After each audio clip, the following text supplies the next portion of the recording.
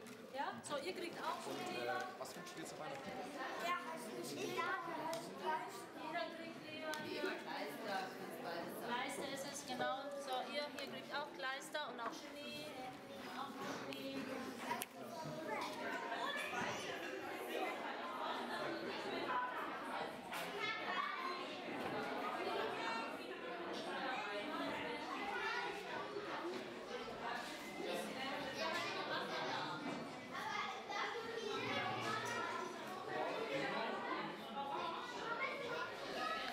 Warst du noch nie hier in der Frau dran?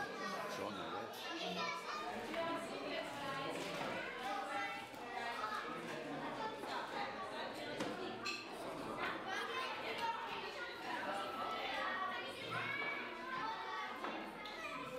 Komm, setz dich ans Fenster, du lieblicher Stern, was Blumen und Blätter, wir haben dich gern.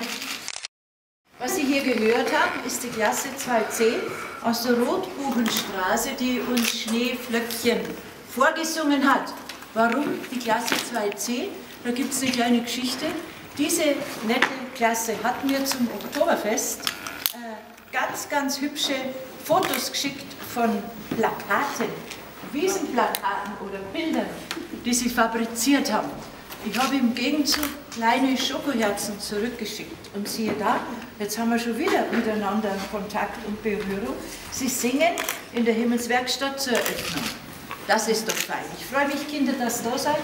Vielleicht bietet sich im Verlauf des Volksfestjahres noch mehr, wo ihr auftreten könnt. Damen und Herren, ich begrüße Sie herzlich in unserer Himmelswerkstatt oder Engelwerkstatt, die schon eine gute Tradition hat. Ich habe diese Himmelswerkstatt 1994 hier eingeführt und in diesen 16 Jahren haben wir, ja, wir haben es gerade versucht zu schätzen, etwa 20.000 Kinder hier betreut. Das ist schon eine Menge.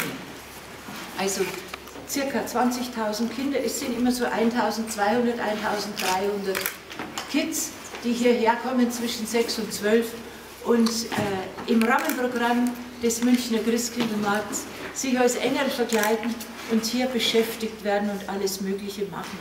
Also wie Sie sehen, sind die Kinder auch hier verkleidet als Engel, mitsamt ihrer Lehrerin, die auch als Engel verkleidet, bisschen als Engel oder vielleicht als einer von Heiligen Drei Königen, die Frau Geis ist es, Ihnen auch ein herzliches Vergelt's Gott. Also der Hauptspaß ist, dass man sie verkleidet.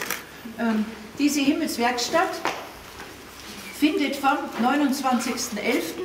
bis 19.12. täglich um 14.30 Uhr, um 14.30 Uhr und um 16.30 Uhr statt. Wie geht es? Die Kinder versammeln sich draußen am Fischbrunnen und dürfen dann unter Betreuung von Pädagogen und von den verschiedensten Künstlern aus dem Team des Münchner Kinder- und Jugendmuseums hier tätig werden. Bewährte Leitung hat seit 16 Jahren die, wo ist sie, da hinten ist sie, Frau Marion Hollmann. Der Frau Hollmann auch ein herzliches Dankeschön. Das ist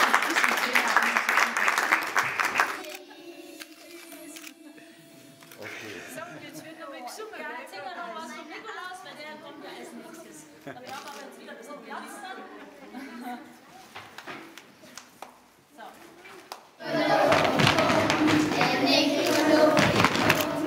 Draußen ist so ruhig, steigt der Nicolo, der